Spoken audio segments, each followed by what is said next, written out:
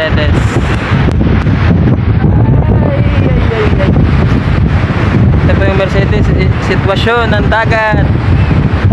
Ayan, meron pa nga nagagalakad-lakad. Ayan, Mercedes, ito po ang Bagyong Pipito Manaloto. Ayan pa, sitwasyon dito na sa dagat ng Mercedes Camarines Norte sa San Roque, Purok 4 guys. So ito po guys ayan na, kalmado pa ang dagat. Hindi sa kumparang ibang lugar na malakas na talaga yung alon. Ito kalmado lang siya. Mamaya pa po natin malalaman kung ano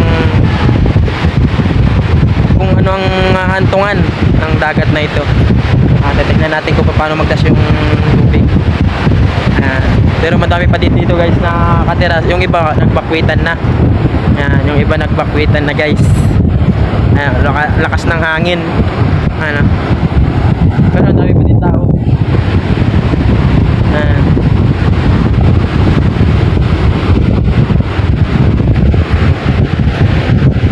Grabe guys. Matatapos na tayo maglagay ng pala para sa pawid.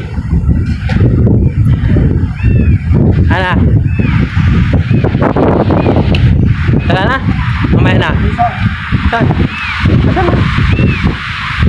Naka-safety na yan. Safety na ba kayo pusa? Safety na yung pusa guys. Nagtago na dun sa ilalim.